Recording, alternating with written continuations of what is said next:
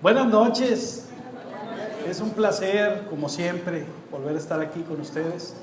De verdad que se les extraña mucho. Y es en verdad, no es por un cumplido. Mi corazón, cuando yo no estoy, mi corazón no está bien. Y quiero decirles que nosotros, cuando tenemos un ministerio ya, a ese llamado que el Señor hizo, nosotros somos vulnerables, no somos de roca y somos cada vez más atacados. Cuando uno está dispuesto a servir al Señor, es cuando más atacado uno es y es cuando más necesitamos de sus oraciones. Es una responsabilidad muy grande estar sirviendo al Señor con excelencia. El Señor no quiere que le sirvamos en nuestros tiempos libres o cuando quiero, cuando me siento bien. No, es siempre. Y no se trata de ti, se trata de Él. Amén. Hay poder en la palabra del Señor, hay poder en Él. ¿Quién lo cree? Amén. Decía yo al hermano esta tarde de lo que estaba diciendo y le digo, hermano, pues se van a caer los muros. Dijo, pues que se caigan. Amén. Eso hace el Señor y nos va a demostrar a usted y a mí que ese que tumbó los muros ahí en Jericó es el mismo de hoy. Algo va a pasar en la vida de cada uno de ustedes si llega a tomar el reto, obviamente. Yo le aseguro que su vida no va a ser la misma. Algo quiere el Señor. El hermano no hace las cosas porque se le ocurrieron. Acuérdense que nosotros como cristianos, una de nuestras mayores responsabilidades es la oración. Y orando, hermanos, es cuando el Señor nos habla en lo particular, en ese cuarto encerrado, como dice la palabra, en lo secreto. Tú lo vas a escuchar y Él te va a escuchar a ti. Y ahí en ese problema que tú aparentemente no puedes vencer, el Señor se te va a manifestar grandemente. Pero necesitas tú también dar. Necesita Él ver, acuérdense lo que platicábamos la última vez. Necesitamos nosotros complacerlo a Él. Él se deleita en eso. Amén. Yo lo invito de verdad, qué bueno que tome el reto. Si ya se apuntó, qué bueno. Y si no, pues ojalá y sea un buen tiempo para usted. Amén. Hermanito Julio, vamos a empezar. Ya hemos hablado en ocasiones anteriores de los frutos del Espíritu Santo. ¿Quién me los dice? Son 9. No se amontonen.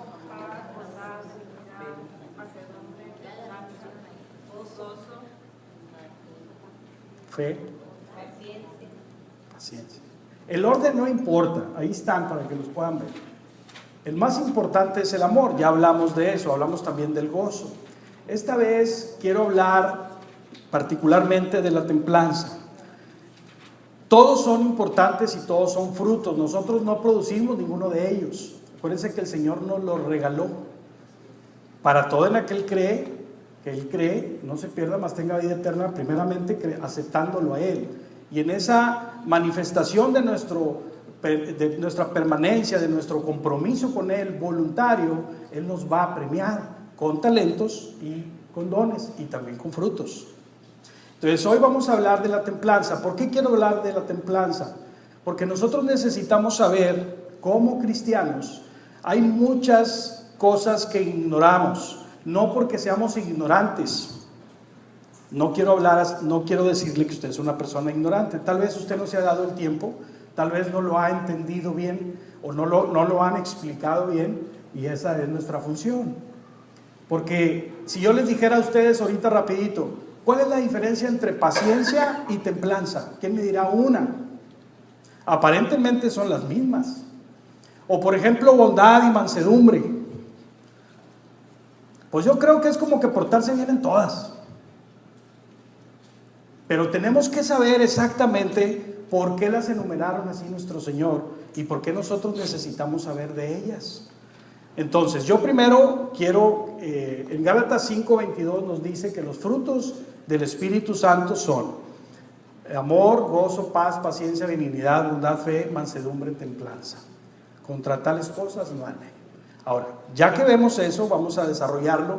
Y yo primero quiero que usted sepa que cuando nosotros nos encontramos en una situación muy complicada, muy difícil, que no tenemos el control, con eso que usted es débil o ese problema que usted tiene y no tiene cómo resolverlo, es una tormenta gigante, por ejemplo, un divorcio cuando no hay remedio, una falta de perdón, cuando a usted le dicen que ya no va a haber más trabajo donde usted se encuentra laborando por muchos años y ya usted no está joven, ya tiene cierta edad, entonces se siente usted como que el mundo se cae. Y uno pensaría, bueno, si yo estoy haciendo lo correcto, ¿por qué me pasa a mí? ¿Será que Dios no me ama? ¿Será que no esté haciendo bien las cosas? Entonces ahí entra esa disyuntiva, esa falta de conocimiento del por qué. Entonces, yo primero lo que le quiero decir es que en aquella circunstancia en lo que tú te encuentras, no es por circunstancias que tú estás provocando. El psicólogo Santiago, el medio hermano de nuestro Señor Jesucristo, dice en Santiago 4:1, dice: ¿de dónde vienen las guerras y los pleitos entre vosotros? ¿No es de vuestras pasiones las cuales combaten en vuestros miembros? Nosotros pensamos que nosotros no tenemos nada que ver, que todo me pasó porque me tenía que pasar. Yo no he provocado nada, yo no he sido culpable de nada. ¿Qué pasa cuando hay un problema entre matrimonio? No, la culpa fuiste tú. No, es que tú me dijiste. Y siempre estamos buscando a quién echar la culpa. Y nosotros no nos aceptamos que nosotros tenemos un problema interno que no tiene que ver nada la consecuencia. El apóstol Santiago nos lo dice aquí, pero nuestro Señor Jesucristo nos dice también en Juan 16:33, dice: en el mundo tendrás aflicción, pero confiad, yo he vencido al mundo. Dos cosas: el problema ¿está afuera o está dentro? Santiago nos dice que está dentro, pero el Señor Jesucristo dice: ok, yo te aseguro dos cosas, problemas siempre vas a tener, pero no te preocupes, yo ya los vencí. Eso es lo que el Señor primeramente nos aclara, que las cosas que nos suceden y nos pasan de afuera hacia adentro, que nos mueven, y eso es lo que vamos a ver ahorita, porque yo lo primero que quiero que usted entienda es que todo lo que a nosotros nos sucede, todo lo que a nosotros nos pasa por lo de afuera, nos afecta en la emoción y nos afecta en nuestros impulsos. Por eso que recibimos nosotros de lo que nos está pasando. Y yo quiero que usted sepa que los frutos del Espíritu Santo, en este caso la templanza, no es algo como que yo recibo y voy a trabajar en él hasta que lo logre. Yo no tengo paz, pero voy a tomar un curso de capacitación, un curso de discipulado, donde yo desarrolle mucha paz. O voy a ser una persona muy mansa como fue el Señor, y voy a tratar de hacer el yoga y voy a tratar de hacer la meditación hasta que lo logre. No se trata de usted. Aquí lo que nos está diciendo el apóstol Santiago y nuestro Señor Jesucristo es que vienen de adentro. Eso que tú luchas, eso con lo que tú batallas, eso con lo que tú no puedes resolver, es un problema de raíz. Amén. Y vamos a hacer una diagramita para explicar por qué nos pasa eso. Usted está en esa tormenta, en esa agua grande, en ese oleaje, ese problema que usted tiene, cualesquiera que sea. Cada quien aquí acomódese en el problema en el que está. Y nosotros vamos a recibir por medio de las sensaciones, eso que está afuera lo vamos a percibir, esa realidad, por medio de nuestros sentidos. Si a usted le dicen, bueno, vas a tener un problema si no vienes una hora más temprano al trabajo.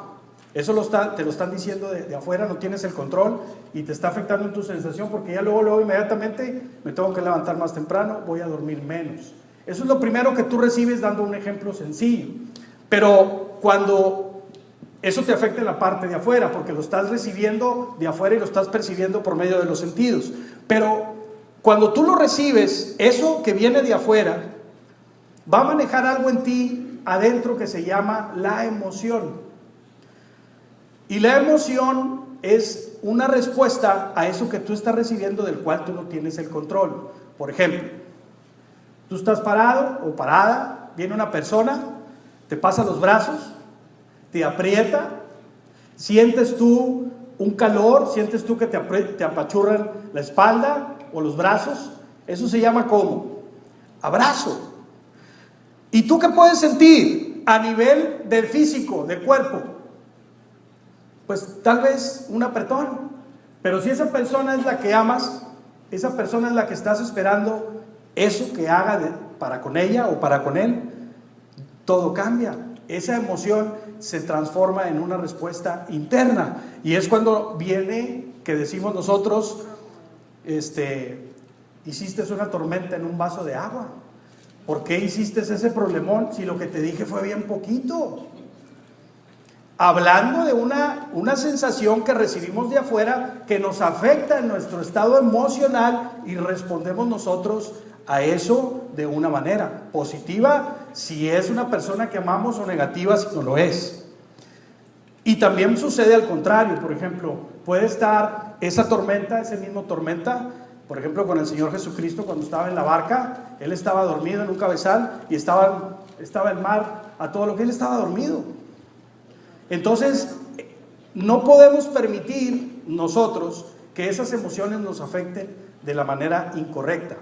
Ahora, cuando tú, el mismo ejemplo que te dan, por ejemplo, estás tú escuchando un ruido afuera de tu casa y está la pelota y los niños gritando, y tú vienes del trabajo cansado y están esos niños pateando la pelota, le pegan al vidrio y fue una y otra vez. Entonces eso que tú recibiste por medio de tus sentidos en el oído te afectó tu emoción, respondiendo a algo que se llama estrés, y tú respondiste impulsivamente agrediendo o insultando a la persona que hizo eso contigo.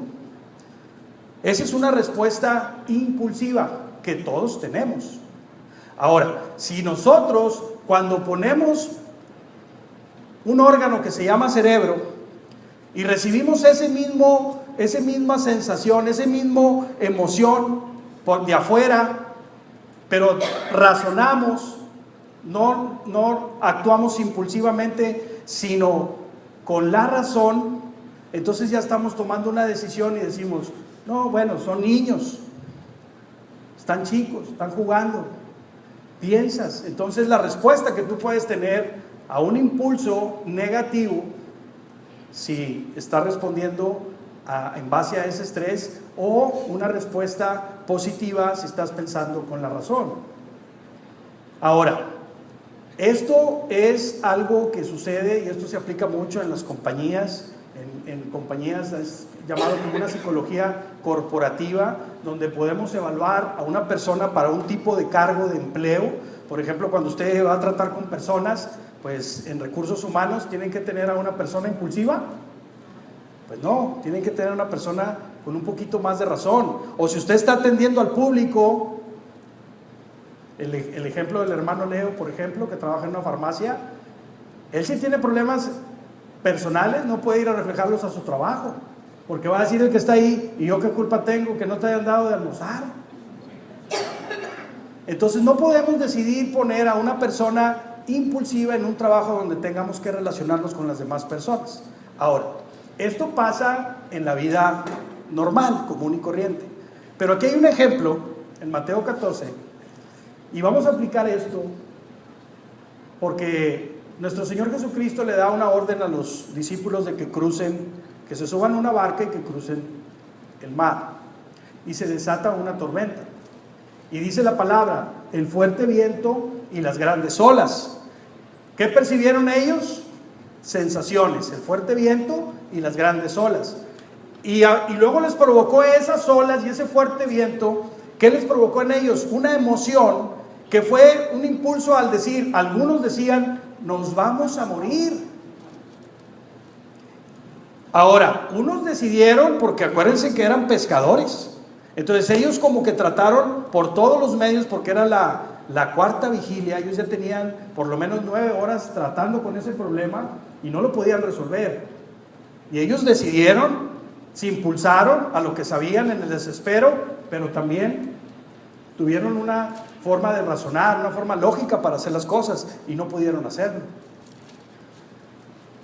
Si nosotros vamos más lejos, cuando un hijo está enfermo, como ahorita comentaba el hermano, que está una persona en el hospital muy grave, podremos nosotros reaccionar con una emoción a base de un impulso o a base de una decisión médica o una terapia que no le han dado. ¿Qué es lo que tú haces ante una situación así cuando hay un hijo de por medio que está enfermo, un esposo, una esposa? No podemos resolverlo ni por una decisión y por lo menos por un impulso.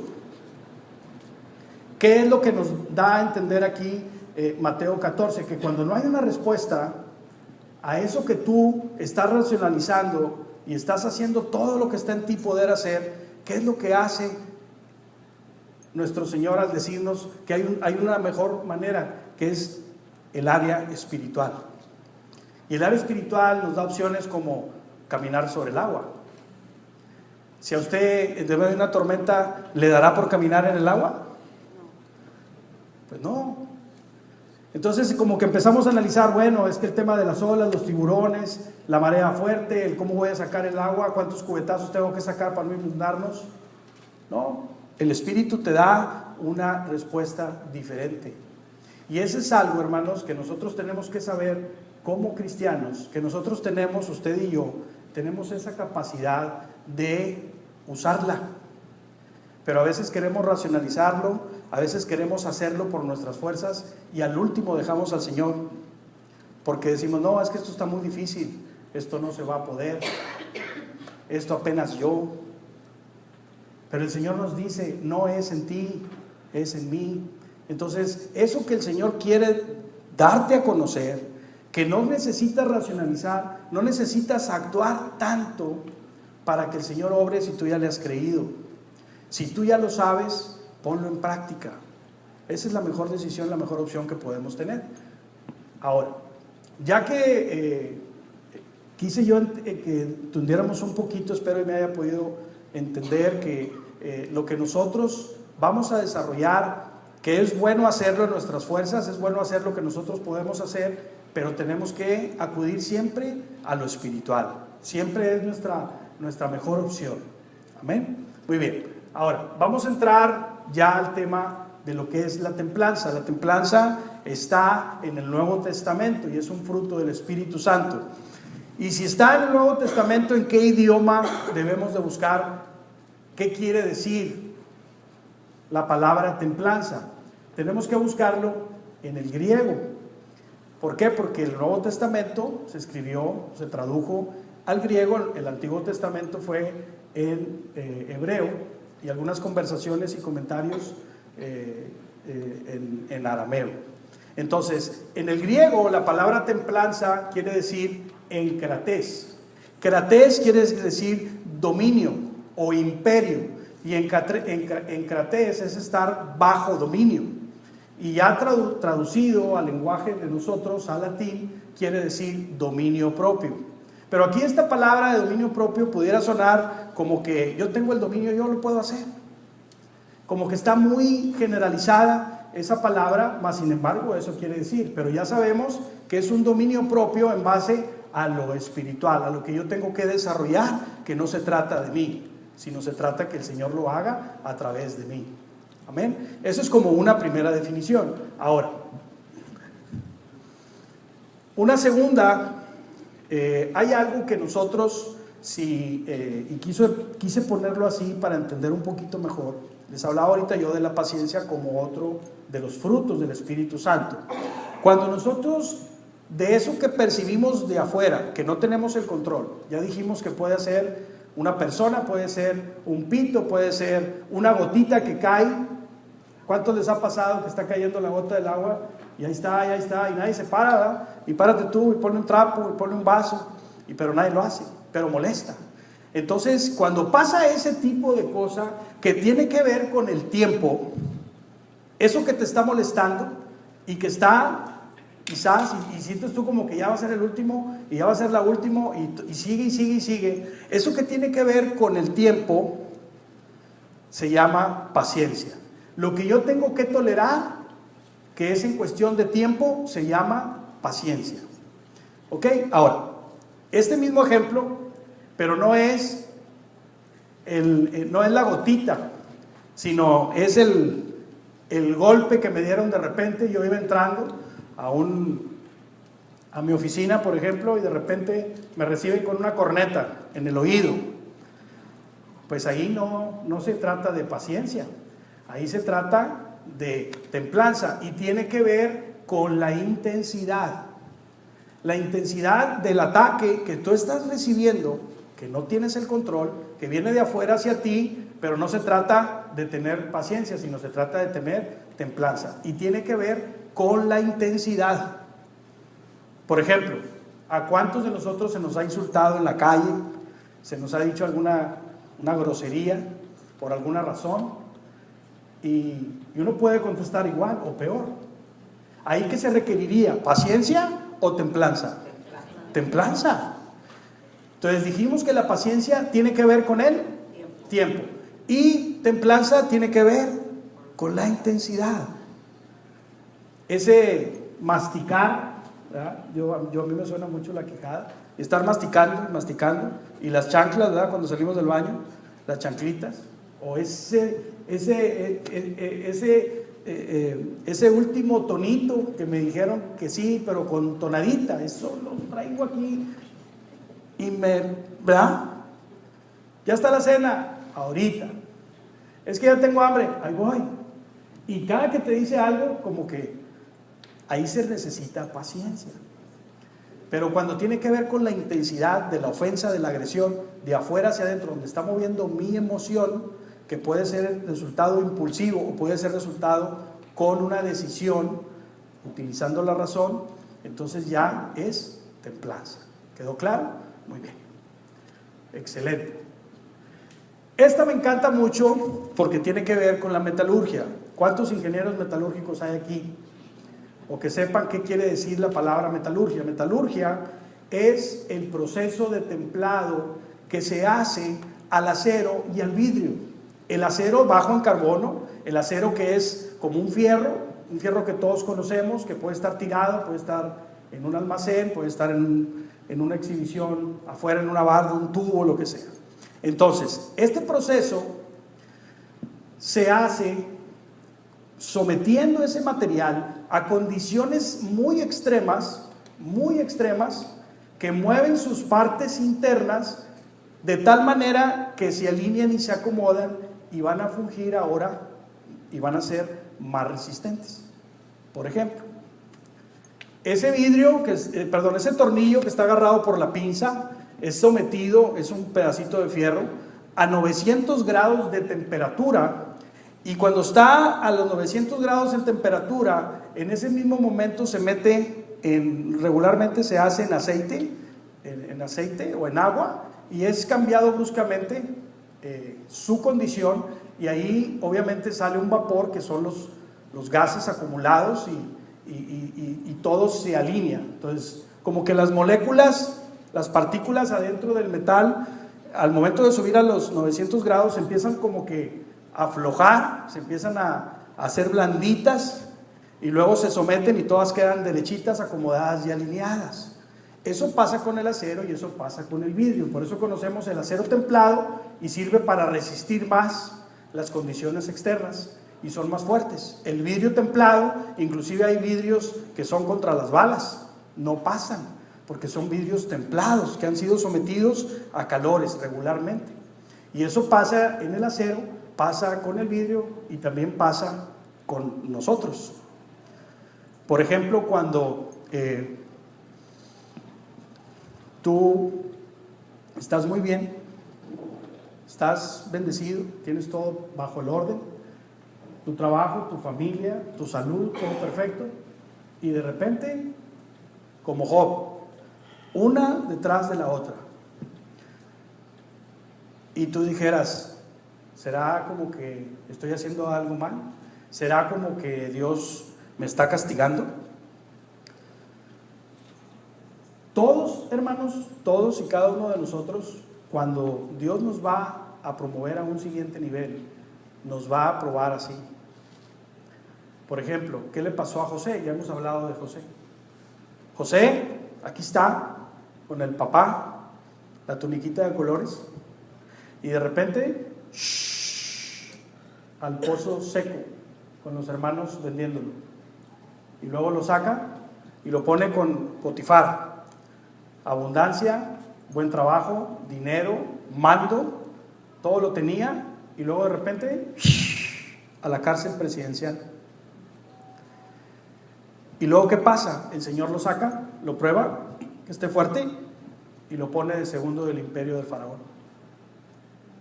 ¿Qué fue lo que pasó con José? No quería, no le gustó, pero era necesario que fuera pasado por el fuego, porque el peso del imperio bajo su dominio no iba a poder si lo hubiera puesto de primero. Igual pasó con Moisés, igual pasó con Jonás, igual pasó con Abraham, igual pasó. ¿Quién quiere usted poner de ejemplo? A todos les pasó un proceso. Dice que nosotros nos sintamos bendecidos y gozosos cuando estemos pasando diferentes pruebas, porque eso es lo que va a hacer la templanza. Por eso me encanta, porque el Señor te va a promover, el Señor te va a llevar a un siguiente nivel, y no nos va a gustar, hermanos, pero es la única manera de que nosotros subamos al nivel que el Señor quiere. No podemos nosotros tener una responsabilidad tan grande de un grupo de niños, un grupo de varones, un grupo de mujeres, un cargo de un discipulado, si yo no estoy bien con el Señor, si yo no estoy dando un buen testimonio de mí. Las pruebas no nos gustan a nadie. Yo quiero que siempre me vaya bien, por eso vengo, por eso aquí estoy, por eso hago lo que el Señor me encarga. Pero cuando uno es sometido, cuando uno está bajo la autoridad del Señor y nos prueba de esa manera, hermanos, no nos gusta, pero tenemos que estar firmes y convencidos de que eso va a ser porque el Señor me quiere promover. Ahora, el Salmo 66 dice: porque tú nos probaste, oh Dios, nos ensayaste como se afina la plata, nos metiste en la red, privilegiados, pusiste sobre nuestros lomos pesada carga, hiciste cabalgar hombres sobre nuestra cabeza. Y luego fíjese lo que dice aquí: pasamos por el fuego y por el agua. ¿Cómo se llama ese proceso? Templanza, templado. Y luego, ¿qué dice al final? Y nos sacaste a abundancia. Entonces dijimos, número 1, la definición: encrates, estar bajo dominio. Encrates significa imperio, significa dominio, estar bajo dominio, dominio propio. La segunda, la comparación entre paciencia y templanza. Paciencia tiene que ver con el tiempo, y templanza tiene que ver con la intensidad del problema que viene de afuera. Y número 3, pues bueno, la metalurgia nos enseñó que tenemos que ser pasados por ese fuego, condiciones extremas, para alinearnos internamente, alinearnos como debe de ser, y estar más fuertes y fortalecidos para la gloria del Señor. Bueno, pero hay una cuarta más, y es lo que acabamos de ver ahorita en el Salmo 66. Dice que nos va a promover para la abundancia. No hay crecimiento, no hay madurez espiritual si primeramente no somos probados. ¿Usted conoce a alguien? ¿Usted conoce a alguien que fue probada su fe al borde de la muerte, al borde de perder un hijo, de perder una esposa, de perder un esposo, siendo una persona obediente? No voy a hablar de una persona que, no, es que estoy siendo probado, hermano, ando divorciando, pero pues nunca iba a la casa y andaba como con 5 o 6 pero estoy siendo probado por el Señor, yo creo que esto me lo mandó. No, eso es una consecuencia de algo que no hiciste bien. No, yo estoy hablando de la persona que está en obediencia, de la persona que está haciendo bien, porque haciendo bien, pregúntale a David lo que le pasó, es donde él falló. Nosotros estamos haciendo bien y hemos sido probados al borde del límite, al borde de llegar al extremo del decir, ya no quiero, porque esto no es para mí. Yo pensé que era más fácil. ¿Qué dijo el Señor? En el mundo tendrás aflicción, Nos lo dijo en Juan. Pero no te preocupes, yo ya lo vencí. Y Santiago, ¿qué nos dijo? Las guerras y los conflictos vienen de adentro. Entonces, cuando tú eres probado y eres templado, eso que está dentro de ti, que estaba mal, se alinea, se acomoda y se hace fuerte, como le pasó a José, como le pasó a Moisés, como te está pasando a ti. Hermanos, en un taller, en un lugar, ¿cuántos hemos visto un pedacito de fierro ahí abandonado? ¿Cómo se llama eso? Tiene un nombre. Chatarra. Chatarra. Esa chatarra se agarra, la pasan al fuego, y el que está al lado de esa que agarraron va a decir: híjole, pues ¿qué hizo este? ¡Qué feo! Dios no lo quiere. Pero resulta que lo pulen, lo acomodan, le golpean y hacen una estructura hermosísima y la ponen en mero en medio de la ciudad y se exhibe y todo el mundo la ve. ¿Y qué dice el que estaba? Ay, sí se cree mucho. Si aquí estaba conmigo, nos oxidamos juntos. Íbamos a la misma iglesia, íbamos a la misma escuela, íbamos a todo igual. Pero mira dónde está, se cree mucho.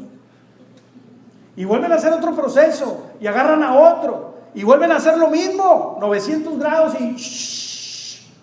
y otro que está al lado le dirá: pobrecito, de malas. ¿Y qué le dice el que ya vio el proceso? ¿De malas? ¡De buenas! Tú no sabes cómo lo van a dejar.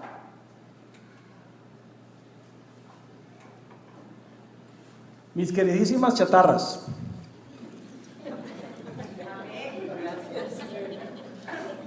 ¿vas a seguir ahí donde estás, oxidándote, haciéndote cada vez más viejo?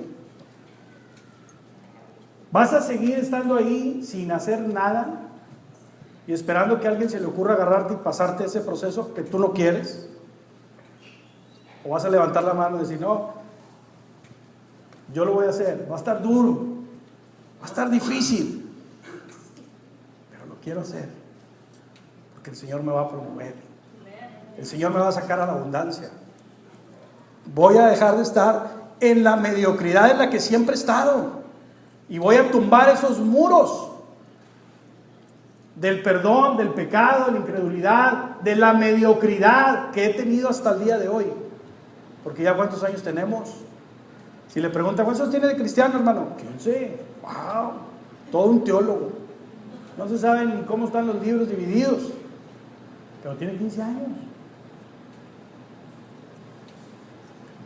Una definición de templanza, usted, mi queridita chatarra, dice: es someter a un elemento, nosotros, y condiciones extremas para ordenar las fuerzas internas y así aumentar la resistencia a nuestras fuerzas externas. Entonces sí, que se venga el tormentón que se tenga que venir.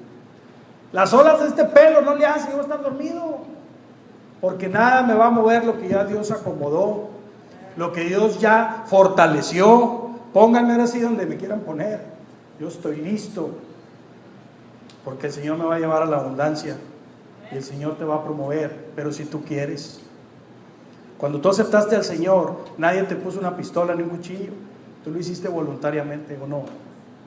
Tú aceptaste al Señor como tu Rey, tu Dios y tu único suficiente Salvador personal. ¿Qué te falta, chatarra? ¿Qué te falta? Ya no te oxides, ya no sigas estando ahí, no te va a ayudar. Vámonos arriba, donde todo el mundo vea que está sirviéndole al Dios y el Señor de señores y Rey de reyes. Eso es lo que el Señor quiere. Tenemos algo maravilloso, que es ese don de la templanza, donde nosotros podemos ver que todo lo que yo soy, Dios lo acomodó. No me gustó, sufrí, lloré, me dolió, pero es lo que el Señor quería. Era necesario. Era necesario. Ya no sigas ahí. Ya no sigas ahí. Qué bueno que vienes, qué bueno que estás. Ahora sirve. Ya hiciste lo más difícil. Y podemos empezar dándole las 7 vueltas. A ver qué Dios quiere. A lo mejor te va a hacer un monumento. Amén. Cierra tus ojos un momento, vamos a darle gracias al Señor. Señor, gracias te damos en esta noche porque eres bueno. Señor, hemos entendido que tú no nos quieres ahí donde estamos, Señor. Tú nos quieres promover, nos quieres sacar a la abundancia, porque así es tu amor, Señor. Ese amor ágape que sobrepasa todo entendimiento, Señor. Tú nos quieres sacar de donde estamos, Padre, pero hay que levantar la mano, hay que decir, sí, yo quiero. Padre, pon el querer como el hacer en mis hermanos. Llena sus corazones, Espíritu Santo, de tu amor y dales el querer como el hacer, según su santa misericordia, Padre. Ya no más, Señor, ya no más tristezas, ya no más falta de perdón, ya no más mediocridades, Señor. Te queremos servir a ti con excelencia, Padre. Haz lo que tengas que hacer, Señor. Te entrego mi vida, te entrego mi ser, mi espíritu, mi alma, mi cuerpo. Los pongo a tu obediencia, Señor. Y si vivo es para ti, y si muero es ganancia, decía el apóstol Pablo. Haz lo mismo con nosotros, Señor. Empieza por el número 1, Señor. Y como dijo Isaías, heme aquí, estoy aquí. Haz en mí, Señor, tu voluntad. Gracias te damos en esta noche, en tu nombre oramos. Amén. ¿Lo enseñamos o no al hermano? Dios te